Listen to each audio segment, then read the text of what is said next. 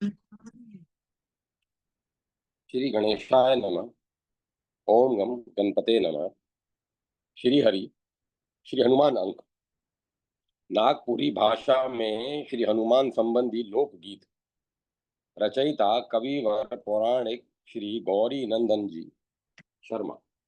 नागपुरी भाषा में भी श्री हनुमान जी की स्तुति आदि से संबंधित रचनाएं लोकगीतों के रूप में व्याप्राप्य प्राप्य है, जिनमें इन्हें बुद्धि विद्या के आगार एवं दातार, रोग शोक नाशक, भव धर्म, महावीर आदि शब्दों से संबोधित किया गया है। झूमर और फगुआ में भी इनके गीत मिले हैं, जो शब्द सौंदर्य एवं भाव लालित्य से परिवृप्त हैं। यहाँ कुछ नमूने प्रस्तुत किए जा रहे हैं। झूमर। जय जय हनुमान अतुलित बलवान, अंजनी जयति अंजनी लाल, जय महावीर गे साजेन, भजू सदा मग्ने अमरे इत्यादि। जोड़ा। बुद्धि विद्या के दातार, बल गुण के आगार, भव सऊज हर, नीलकंठ के सुवने गे साजेन, भजु मन अंजनी नंदन इत्यादि। फगुआ। नौमी सदा पद अंजनी लाल के, नौमी सदा पद अंजनी लाल के, जय गुण आगर ज्ञान के सागर, राम सियाधर जय हिया अंतर इत्यादि। जय माता सरस्वती। जय मां सरस्वती। आधुनिक काव्य में श्री हनुमान जी का स्वरूप। लेखक डॉक्टर श्री परमलाल जी गुप्त। आधुनिक युग विज्ञान का युग है। इसमें अप्रकृत और अस्वाभाविक बातों पर विश्वास नहीं किया जाता, साथ ही प्रत्येक पहलू को तार्किक दृष्टि से परखा जाता है। इसीलिए आधुनिक श्री राम काव्य में चरित्र की अप्रकृतता को हटा दिया गया है और पात्रों को स्वाभाविक मानवीय रूप में रखा गया है। वानरों के में हनुमान, सुग्रीव, अंगद आदि के चरित्र में देवताओं का अवतार अथवा बंदर की आकृति को स्वाभाविक नहीं माना गया है। उनको मानव रूप में ही स्वीकार किया गया है, भले ही प्रकृतियों में वे बंदर हों, प्रवृत्तियों में वे बंदर हों। हनुमान जी के असंभावित कृत्यों में अध्यात्म शक्ति और योग का आधार रखा गया है। हनुमान जी के चारित्रिक निर्माण में कवियों में मानवतावादी जीवन दर्शन ने भी पर्याप्त प्रभाव डाला है। श्री राम पीड़ित मानवता का उद्धार करने वाले नेता हैं। हनुमान जी श्री राम को मानवीय कल्याण के कार्यों में अपना सहयोग देते हैं। हनुमान जी के चरित्र में दो प्रमुख गुण हैं, श्री राम भक्ति और वीरता। हनुमान जी की वीरता उनके द्वारा समुद्र लंघन, लंका में अनेक वीरों का नाश और लंका दहन, सीता खोज, श्री राम रावण युद्ध, लक्ष्मण शक्ति आदि प्रसंगों में व्यक्त हुई है। यह वीरता विवेक सम्मत भी है। लंका में प्रविष्ट होकर सीता का पता लगाना बिना विवेक के ही कि बिना विवेक के संभव नहीं था। यह सत्य है कि हनुमान जी जैसे सहायक को पाकर भी सुग्रीव असहाय थे, क्योंकि हनुमान जी को स्वयं अपनी शक्तियों का ज्ञान नहीं रहता था।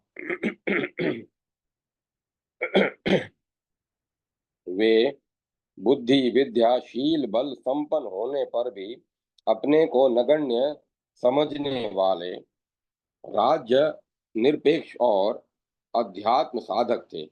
श्री राम कहते हैं, सब कुछ होकर कुछ न समझते अपने को, तुम इतने साधे योजकत्व यदि मिले तुम्हारा, स्वर्ग राज पर भू पर छा दे।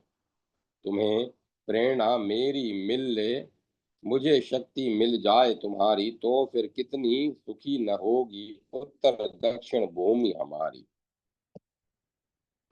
वाल्मीकि रामायण के में कपिराज सुग्रीव हनुमान जी के गुणों का इस प्रकार वर्णन करते हैं। हनुमान, तुम नीति शास्त्र के पंडित हो, एकमात्र तुम्ही के बल बुद्धि पराक्रम देश काल का अनुसरण तथा नीतिपूर्ण बर्ताव एक साथ देखे जाते हैं।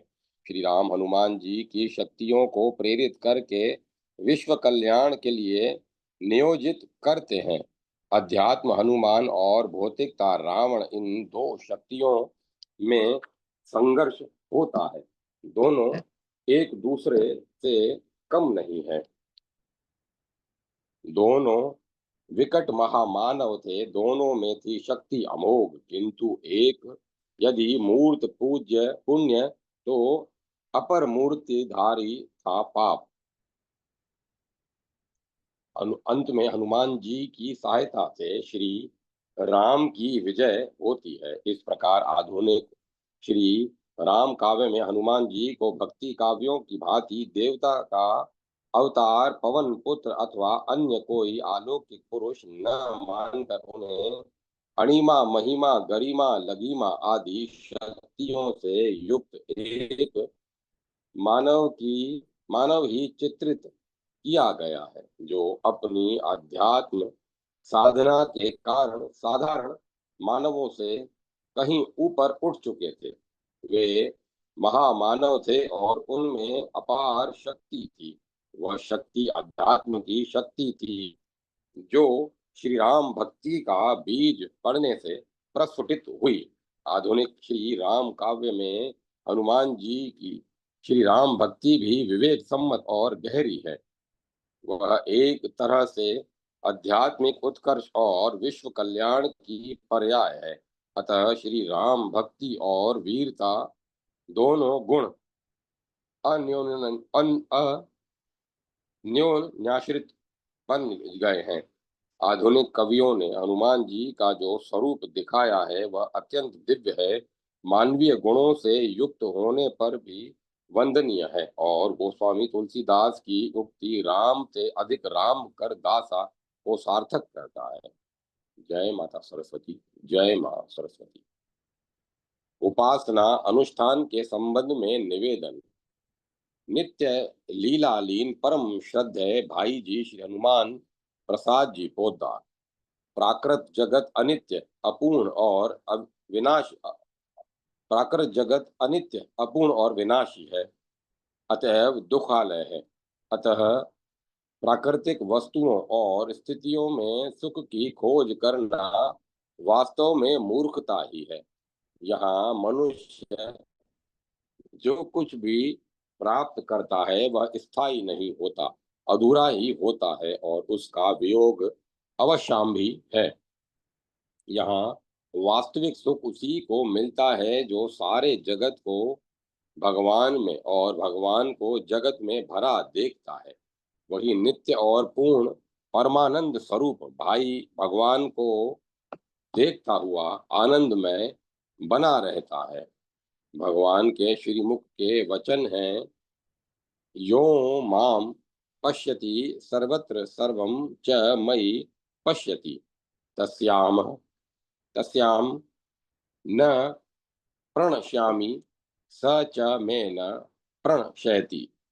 जो सर्वत्र मुझको देखता है और सबको मुझ में देखता है, मैं उससे कभी अलग नहीं होता और वह मुझसे कभी अलग नहीं होता।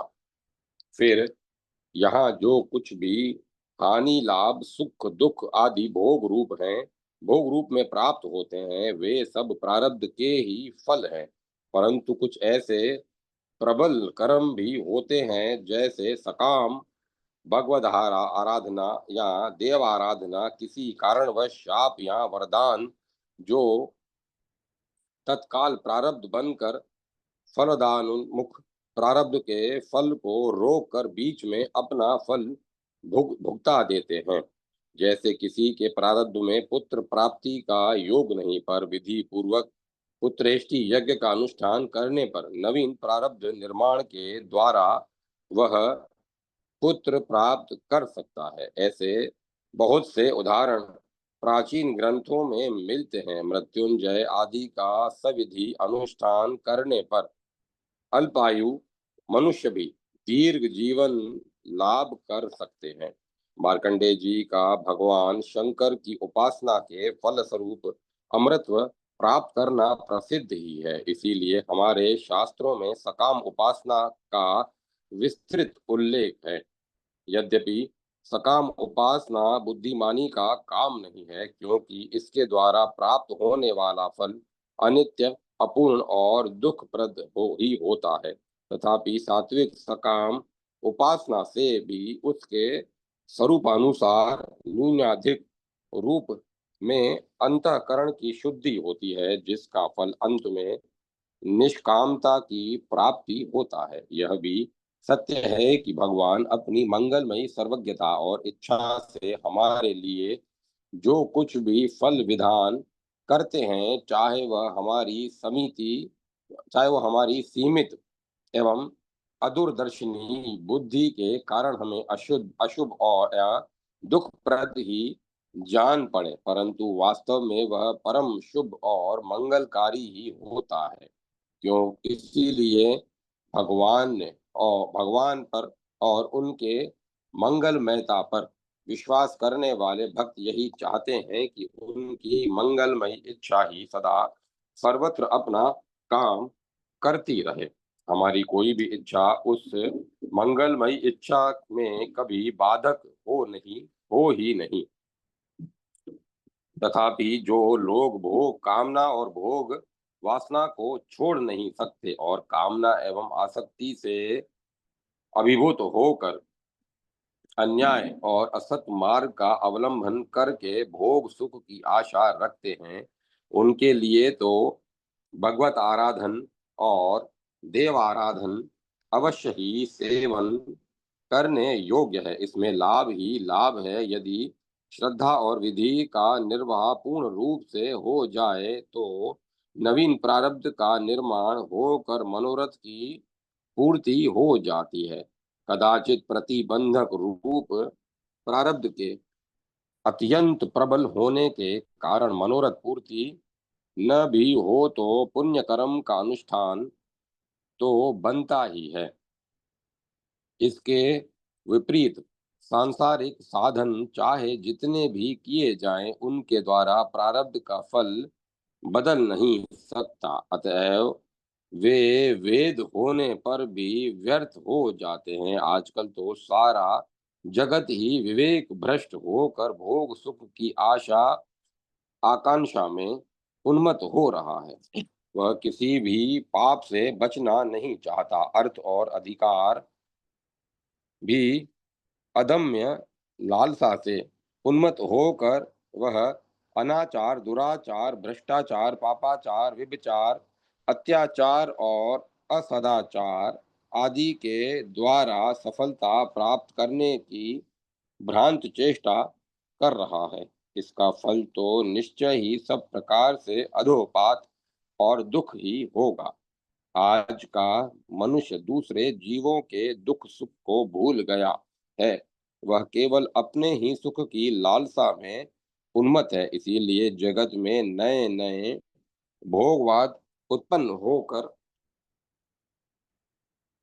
नए नए द्वेष कलह की अवांछनीय सृष्टि कर रहे हैं, और इसीलिए मनुष्य नए नए पापों का आयोजन करने में प्रगति मान रहे हैं। भारतवर्ष भी इस पाप की आंधी में फंस रहा है। इसी से आज देश में अनेक प्रकार के वाद दलबंदियां परस्पर एक दूसरे को मिटाने और दुख पहुंचाने की चेष्टा, जीव हिंसा के नए नए कारखाने और वैज्ञानिक हत्यालय आदि के निर्माण के प्रयत्न बढ़ते जा रहे हैं। खाद्य पदार्थों के लिए भी मांसाहारी देशों की देखा देखी मांस निर्मित पदार्थों का प्रचार प्रसार किया जा रहा है। सत्य, ईमानदारी, चारित्रिक पवित्रता आदि तो आज मानो कहने की वस्तु बनते जा रहे हैं। दंभ, दर्प और अभिमान बेहद बढ़ते चले जा रहे हैं। यही स्थिति चलती रही तो पता नहीं हमारा पतन कहाँ जाकर रुकेगा। इस अवस्था में भोग सुख के साधन के रूप में ही यदि हम अन्याय और असत मार्ग का सर्वथा परित्याग करके भगवद आराधना आराधन और देव आराधन में प्रवृत्त हो तो पतन से बचने की और जीवन में सफलता प्राप्त करने की निश्चित आशा की जा सकती है। किसी दूसरे के अनिष्ट की इच्छा से कोई भी अनुष्ठान कभी नहीं कराना चाहिए। इसमें परिणाम में बहुत बड़ी हानि होती है। अमुक कार्य सफल हो जाने पर अमुक देवता के लिए अमुक कार्य किया जाएगा या उसको अमुक वस्तु भेंट चढ़ाई जाएगी अथवा अमुक देव स्थान की यात्रा की जाएगी। इस प्रकार मनोती मानना अत्यंत निम्न श्रेणी की आराधना है। उचित तो यह है कि पहले सेवा करके तब फल मांगना या स्वीकार करना चाहिए। देवता हमारा अमुक काम कर देंगे तब हम उनकी सेवा पूजा करेंगे, यह वृत्ति अत्यंत नीची है। इसमें देवता पर पूर्ण विश्वास का अभाव है, यद्यपि इसमें भी प्रयास होता है। अतः देवता अपने स्वभाववश प्राय अप्रसन्न नहीं होते, तथापि है तो इस अविश्वासपूर्ण व्यापार ही यह अविश्वासपूर्ण व्यापार ही। सच्ची बात तो यह है कि देवाराधन निष्काम भाव एवं प्रेम से होना चाहिए।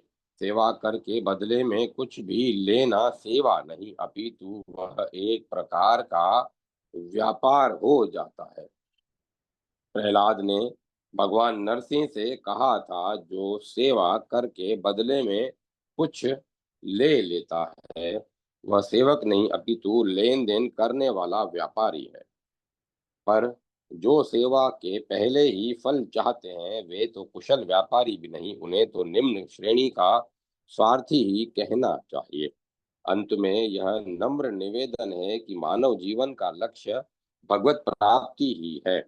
अन्य जितनी भी लोक परलोक की वस्तुएं या स्थितियां हैं वे सभी अनित्य तथा परिणाम दुखद है। अतएव सकाम कर्मों में प्रवृत्त न होकर निष्काम कर्म, तत्व विचार, भगवत सेवा, भगवत प्रेम आदि परमार्थिक साधनाओं में ही लगना चाहिए। उसी में जीवन की सार्थकता है। पर जो सकाम भाव का त्याग नहीं कर सकते, उनकी विविध कामनाओं की पूर्ति के लिए सकाम उपासना का विधान है। सकाम भाव वाले लोग उन देवी साधनों का सेवन करके लाभ उठा सकते हैं। जय माता सरस्वती। जय माता सरस्वती। श्री हनुमान जी से भक्ति भाव की याचना। रचयिता श्री जेठमल जी व्यास।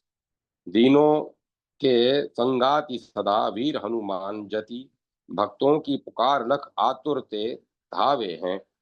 भयो न हताश बजरंग की शरण पाए, अभय बनाए राम रंग में रंगावे हैं। मरकटाधीश राम नाम बसे रग रग, राम से स्नेह शरण राम की संभावे हैं। केसरी के नंद बाहुबल को निधान जान, काटे फंद द्वंद नाम लेते ही बिलावे हैं। कृपा के निधान हनुमान सुनो मेहरबान, कहूँ मैं सुजान ध्यान मेरी और दीजिए। दीनों के जीवन प्राण दूसरों ने देखो आन, संकट महान जान मेरी सुध लीजिए। भक्तों की राखो शान, हृदय प्रकाश हो ज्ञान, गाऊं गुणगान राम रंग रंग दीजिए। स्वयं विराजमान सफल गुणों की खान, जेठू कहे हनुमान भक्ति भाव दीजिए। जय माता सरस्वती। जय माता। जय मां सरस्वती। श्री हनुमान जी की उपासना कब करनी चाहिए? लेखक स्वर्गीय पंडित श्री जयराम दास जी दीन रामायणी। शंका।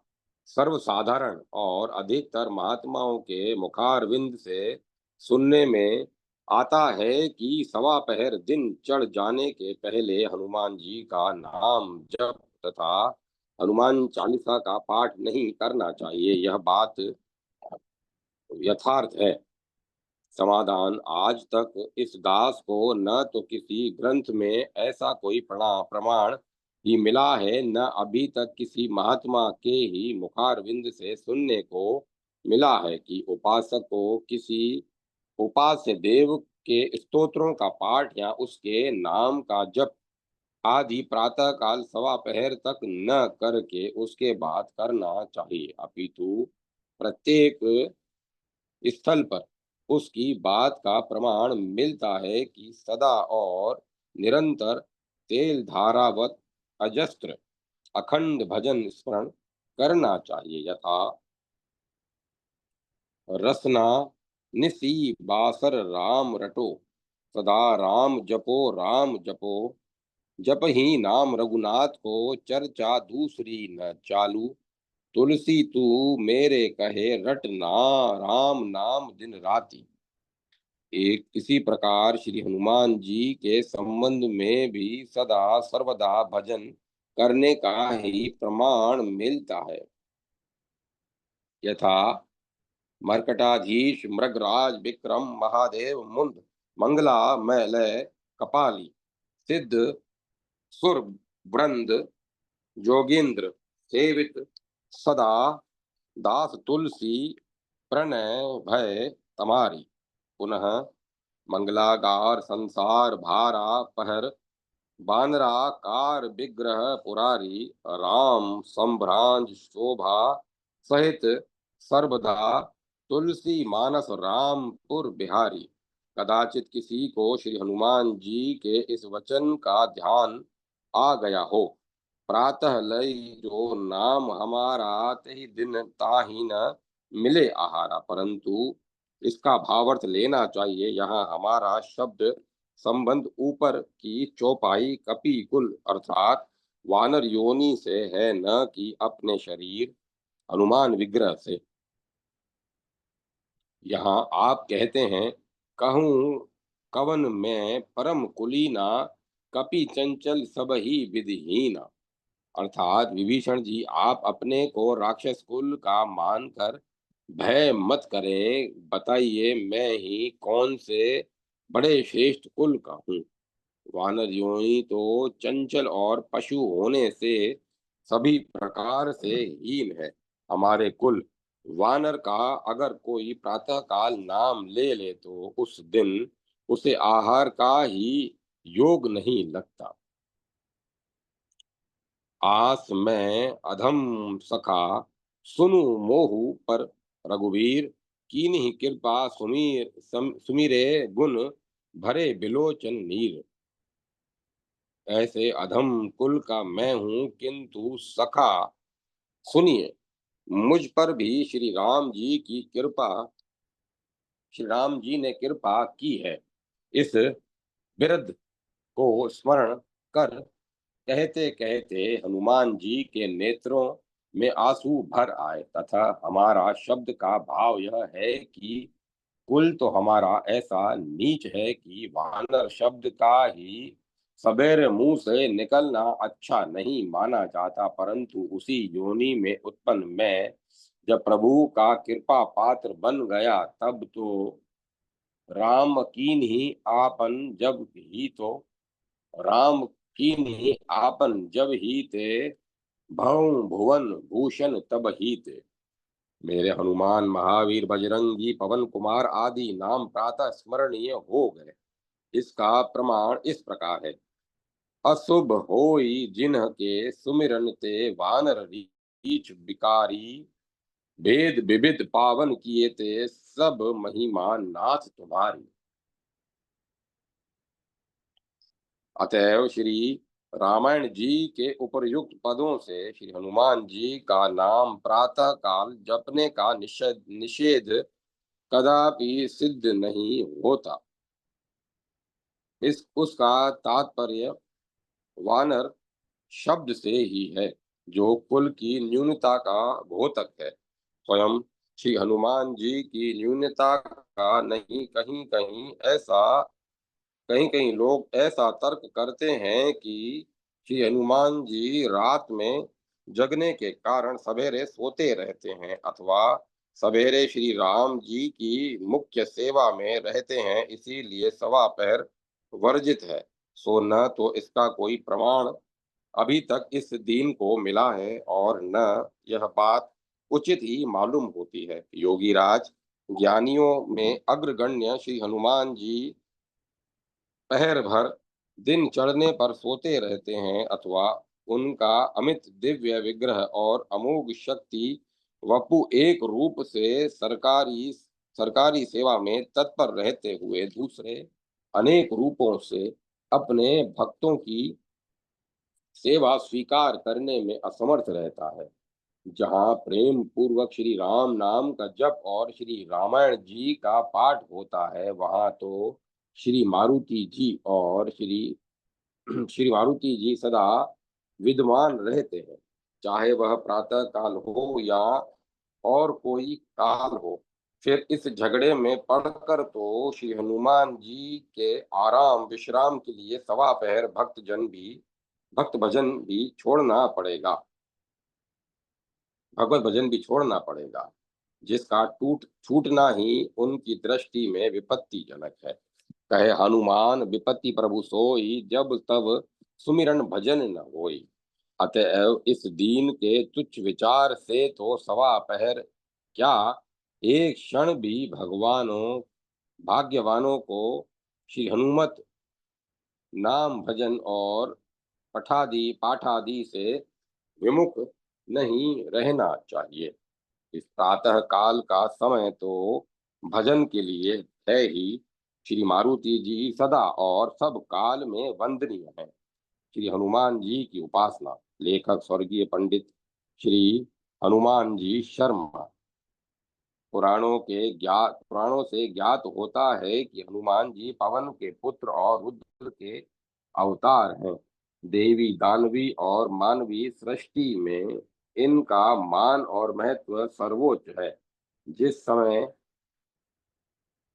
इन्होंने जन्म लिया उसी समय ब्रह्मा विष्णु महेश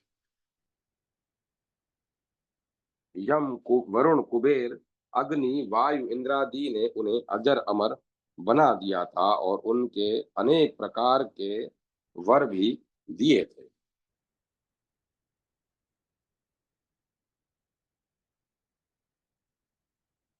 जिस प्रकार ध्यान धारणा और समाधि के प्रभाव से रुद्रादि का सर्वाधिक सम्मान है, उसी प्रकार हनुमान जी अखंड ब्रह्मचर्य के पालन से अत्यधिक पूजित और प्रसिद्ध हुए हैं, और इसी कारण उनकी उपासना सर्वत्र होती है। पुराणों और रामायणों में अनेक स्थानों पर इनके अद्भुत चरित्रों का वर्णन आया है। धर्म शास्त्रों में उनकी सेवा पूजा या स्तोत्र पाठ आदि का महान फल बतलाया गया है, तथा आराधना के ग्रंथों में इनकी उपासना के लोकोत्तर फल देने वाले विधान हैं। उपासक लोग उपासक लोग अपनी भावना के अनुसार हनुमान जी को वीर और दास दोनों रूपों में मानते हैं, और आपद्विग्रह विनाशनार्थ वीर रूप की और सुख लाभार्थ दास रूप की आराधना करते हैं। शास्त्रों में दोनों के ध्यान और विधान हैं, तथा वीर के लिए राजस और दास के लिए सात्विक उपचारों का उल्लेख है। वास्तव में हनुमान जी ने समुद्र के लांघने, सुरसा, लंकिनी और अक्षादि का आश्रय करने, लंका जलाने, रावण आदि का तिरस्कार करने और अपहृत हुए श्री राम लक्ष्मण को पाताल से लाने आदि के सर्वोत्कृष्ट वीरत्व और स्वामी की सेवा तथा भक्तों की अभिष्ट सिद्धि आदि में सर्वाधिक दासत्व दर्शाया था। ऐसे सर्वोत्तम देव की उपासना अवश्य ही हितकारिणी होती है। अनुष्ठान प्रकाश आदि में हनुमान जी की उपासना के अद्भुत और अनुभूत अनेकों अनुष्ठान हैं, जिनसे वे शीघ्र प्रसन्न होते हैं। इसके सिवाय मंत्र मोहादादि, मंत्र महाणव और मंत्र संग्रह आदि में इनके प्रत्यक्ष होने के उपाय भी हैं तथा हनुमद उपासना कल्पद्रुम तो इस विषय का सर्वोत्तम ग्रंथ है ही। उपासना को उपासकों को चाहिए कि उनका अनुशीलन करें। हनुमान जी की उपासना में पूजा, जप, पाठ और ध्वजा पताका आदि का होना मुख्य है और भक्ति, श्रद्धा, समर्पण तथा संलग्नता का होना भी आवश्यक है। इन सब के विधान उपर्युक्त ग्रंथों में भली भांति लिखे हैं, अतः यहाँ उनकी पुनरावृत्ति आवश्यक नहीं। पूजा पूजा उपचार, दशोपचार और षोडशोपचार, पूजा पंचोपचार, दशोपचार और षोडशोपचार आदि उपचारों का उपयोग कामना के अनुसार किया जाता है। विशेषता यह है कि जो उपचार आरंभ में हो समाप्ति उसी को समाप्ति तक रखना चाहिए। अधिकांश उपासक शीघ्रता में पंचोपचार, अवकाश में षोडशोपचार, अनुपलब्धि में मानसोपचार और स्वार्थ सिद्धि में राजोपचार से पूजा करते हैं, परंतु ऐसा करने में क्रम में प्रतिक्रम विलोम होना संभव है। आराधना के सभी ग्रंथों में षोडशोपचार पूजा का उल्लेख है। इसमें एक आवाहन, आसन, पाद, अर्घ्य, आचमन, स्नान, वस्त्र, यज्ञोपवीत, गंध, अक्षत, पुष्प, धूप, दीप, नैवेद्य, पुनराचमन, तांबुल और दक्षिणा प्रदक्षिणा या निराजन किया जाता है। पूजा पद्धति में इन सब के विधान हैं, उन्हीं के अनुसार पूजन करना चाहिए। स्नान में कूपादि का शुद्ध, ताजा और गंध आदि युक्त जल लिया जाए। पर्व पर्वोत्सादि में दूध, दही, घी, मधु और चीनी में पंचामृत से स्नान कराकर फिर शुद्धोदक से स्नान कराया जाए। उधर तन की जगह तिल के तेल से मिले हुए सिंदूर का सर्वांग में लेपन किया जाए। इससे हनुमान जी प्रसन्न होते हैं। कारण यह है कि लंका विजय के बाद जब श्री रामचंद्र जी ने सुग्रीव आदि को पारितोष दिया था, उस समय सीता जी ने हनुमान जी को एक बहुमूल्य मणियों की माला दी थी, किंतु उसमें श्री राम नाम न होने से वे उदासीन ही रहे। तब सीता जी ने उन्हें अपने सीमंत का सिंदूर देकर कहा कि यह मेरा मुख्य सौभाग्य चिन्ह है। इसकी इसको मैं धन, धाम और रत्न आदि से भी अधिक प्रिय मानती हूँ, अतः तुम इसको सहर्ष स्वीकार करो। तब हनुमान जी ने सिंदूर को अंगीकार कर लिया। इसी हेतु से उपासक लोग हनुमान जी के अंग में तेल मिश्रित सिंदूर का लेप करते हैं और मंत्र शास्त्रों के मत से यह आकर्षक भी है।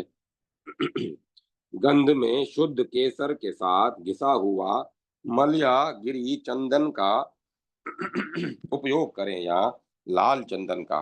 पुष्पों में पुरुषवाची नाम वाले लाल, पीले, गंभीर और दीर्घकाय पुष्प यथा कमल, केवड़ा, हाजरा और सूर्याभिमुख, सूर्यमुखी आदि अर्पण करें।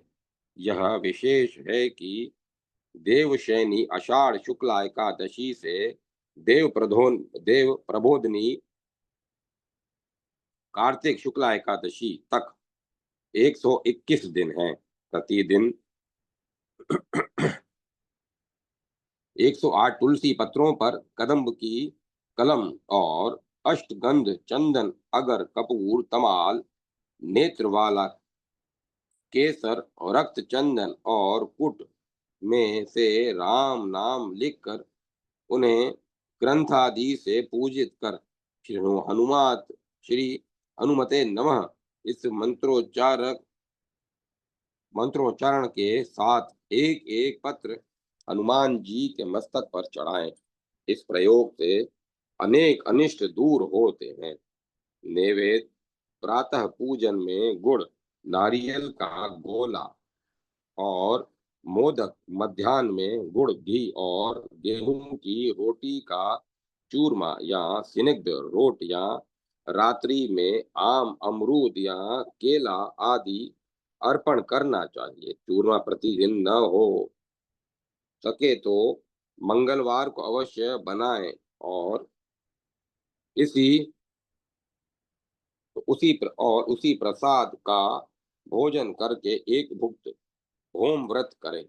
यदि मौन रहकर वाम कर से भोजन किया जाए तो वह व्रत ऋण मोचन से अधिक उपयोगी होता है। निराजन घी से में भीगी हुई 1 या 5 बत्तियों से करना चाहिए और पूर्वोत्सव या महापूजा में 5, 11, 50 या 108 बत्तियों से करना चाहिए। इस अवसर पर शंख, रणसिंगा, विजय घंट और नगारा आदि की ध्वनि हो तो और भी अच्छा।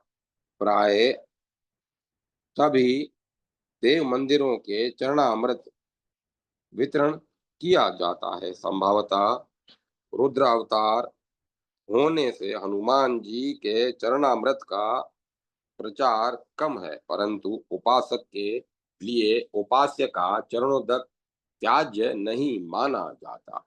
पूजन के पश्चात उपास्य देव का जप किया जाता है। इसके 3 प्रकार हैं: वाचिक, उपांशु और मानसिक।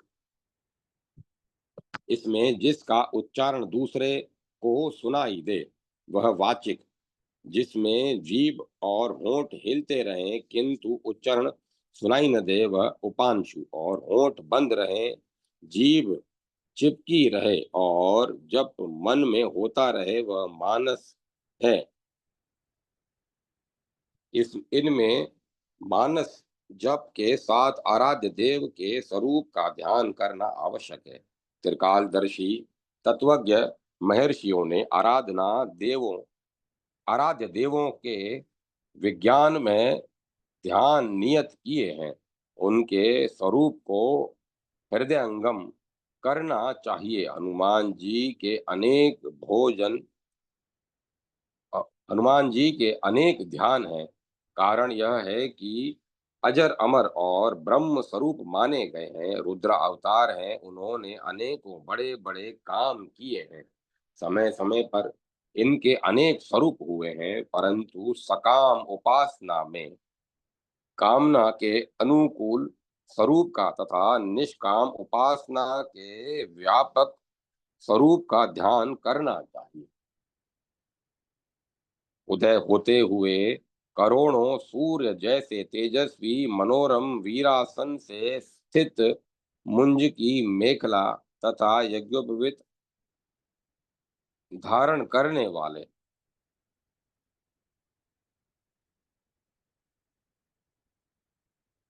लाल वर्ण की सुंदर शिखा वाले कुंडलों से शोभित, भक्तों को अभिष्ट फल देने वाले मुनियों द्वारा वंदित वेदनाद से प्रहर्षित वानर कुल के स्वामी और समुद्र को गौपद के समान लांग जाने वाले देवता रूप श्री हनुमान जी का ध्यान सर्वानुकूल प्रतीत होता है। दूसरा प्रकार यह है कि जहाँ कहीं किस जिस मूर्ति का मूर्ति के देखने से चित्त आकर्षित हो, उसे अनेक बार देखकर ऐसा आभास कर लेना चाहिए कि नेत्र बंद करने पर भी यह स्वरूप स्वरूप यथावत दिखता रहे। इस प्रकार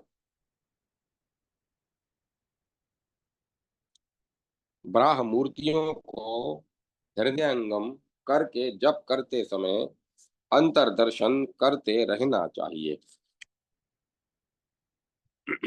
और जप की संख्या मणियों की माला या उंगलियों की करमाला के बदले वर्णमालात्मक मानसिक माला से करनी चाहिए। इस क्रिया से हाथ के से फिरने वाली माला, मुख से होने वाले जप और अंतरस्थल में रहने वाला मन सभी इधर उधर भटकने के बदले संयमित रहने रहेंगे।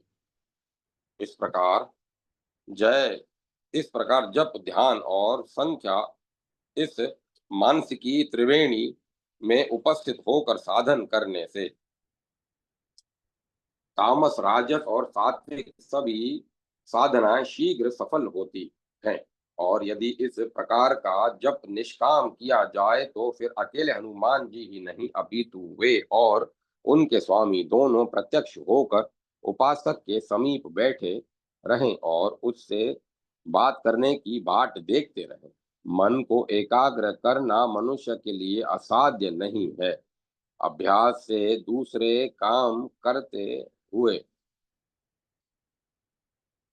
भी मन को हम अपने लक्ष्य पर आरूढ़ रख सकते हैं। जैसे अधिकांश अश्वरोही सेना समूह के एकाधिक आक्रमणों से आक्रांत होकर भी वृक्ष शाखा के में अटके हुए साथी को हठात निकाल ले जाते हैं। 50 फुट ऊंचे बांस के सिरे पर निराधार सीधे सोए हुए नट बालक अपने सिर पर रखे हुए 5 बर्तनों को गिरने नहीं देते। अनुभवी न्यायाधीश कई अभियोगों की अलग अलग अपील पर एक बार में सुनते हुए भी अपना आज्ञा पत्र निर्दोष लिख देते हैं। भारत मार्तंड पंडित गोहुलाल जी विभिन्न भाषाओं में पूछे हुए अनेक प्रश्नों का यथा योग्य उत्तर एक ही बार में दे देते थे और सिर पर नीचे ऊपर रखे हुए जलपूर्ण 2 घड़े और बगल में भी एक घड़ा और डोरी लिए मुंह से वार्तालाप कर अनेक ग्रामीण स्त्रियां तक करती हैं। अतएव अभ्यास होने पर जिस प्रकार से ये काम होते हैं, उसी प्रकार उपासकों का मन भी एकाग्र हो सकता है। इष्ट देव को प्रसन्न करने के लिए तदनुकूल आचरणों की भी आवश्यकता होती है। हनुमान जी श्री रामचंद्र जी के चरित्रों से प्रसन्न होते हैं। अतएव वाल्मीकि रामायण, तुलसीकृत रामायण, मूल रामायण, सुंदर कांड आदि के सारे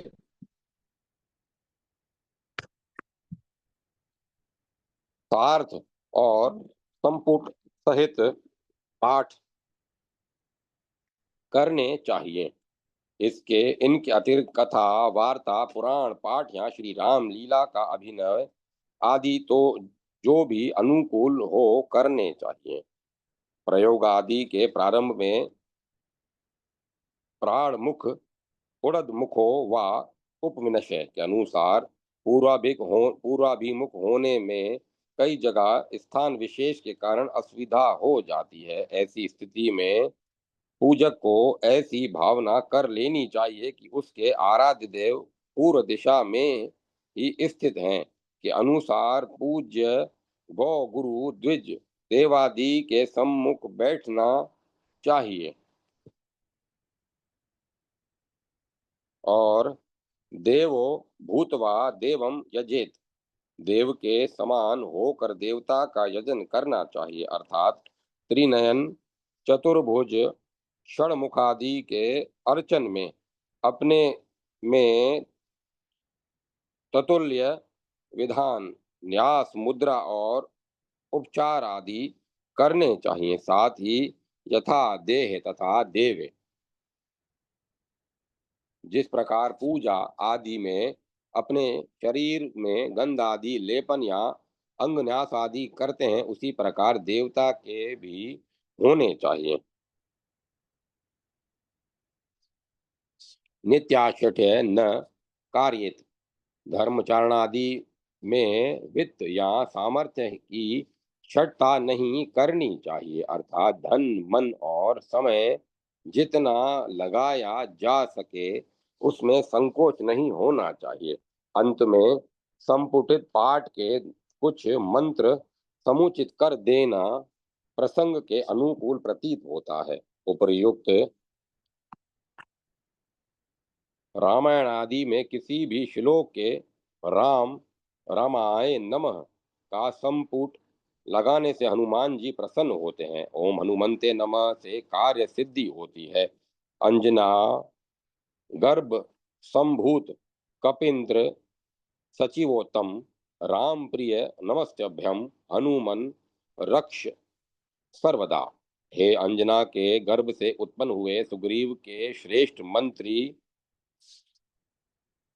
श्री राम के प्यारे हनुमान, आपको प्रणाम है। आप मेरी सदा रक्षा करें। से रक्षा और अभिष्ट लाभ होता है। मर्कटेश महोत्साह सर्व शोक विनाशन शत्रुन संहार माम रक्ष श्रियम तापय में प्रभो। हे वानराधीश महान उत्साही, सब प्रकार के शोक का नाश करने वाले प्रभु, मेरे शत्रुओं का नाश कर दो, मेरी रक्षा करो और अपनी लक्ष्मी मुझे प्रदान करो। से शत्रु निवारक, शत्रु निवारण, आत्म संरक्षण और संपत्ति प्राप्ति होती है। अत्यंत बलवान भगवान श्री राम तथा महाबली लक्ष्मण की जय हो। श्री रघुनाथ जी के द्वारा सुरक्षित राजा सुग्रीव की भी जय हो। मैं अनायास ही महान पराक्रम करने वाले कौशल नरेश श्री रामचंद्र जी का दास हूँ। मेरा नाम हनुमान है। मैं वायु का पुत्र और शत्रु सेना का संहार करने वाला हूँ। जब मैं हजारों वृक्ष और पत्थरों से प्रहार करने लगूंगा, उस समय सहस्त्रों रावण मिलकर भी युद्ध में मेरे बल की समानता अथवा मेरा सामना नहीं कर सकते। से राष्ट्र विप्लव, महामारी, भय, महाशत्रु के आक्रमण, अनेक प्रकार की असह्य आपत्तियां और देशोपद्रव आदि शांत होते हैं। देवी, राजकुमार, महात्मा श्री राम आपके लिए सदा दुखी रहते हैं। सीता सीता कहकर आपकी ही रट लगाते हैं तथा उत्तम व्रत का पालन करते हुए वे आपकी ही प्राप्ति के प्रयत्न में लगे रहते हैं। ये उदाह या स्त्री प्राप्ति से उदाह या स्त्री प्राप्ति होती है। उक्त मंत्र विशेषकर वाल्मीकि रामायण, सुंदरकांड और मूल रामायण के पाठ में संपुट पूज में लगन लगाने के लिए उपयोगी है। संपुटित पाठ में पहले मंत्र पीछे मूल, फिर मंत्र पीछे मूल और फिर मंत्र, इस क्रम से पाठ किया जाए तो पाठारंभ के पहले हनुमान जी का पूजन, प्रार्थना और ध्यान आदि किए जाएं। इस प्रकार प्रीति, उदारता और शांति के साथ पाठ करने से सब प्रकार के अभिष्ट सिद्ध होते हैं। जय माता सरस्वती। जय माता सरस्वती। ओम नमो नारायण। ओम नमो भगवते वासुदेवाय। ओम नमः शिवाय। राम लक्ष्मण जानकी जय बोलो हनुमान की। ओम तत्सत ओम तत्सत ओम। कथा को विराम दिया जाता है।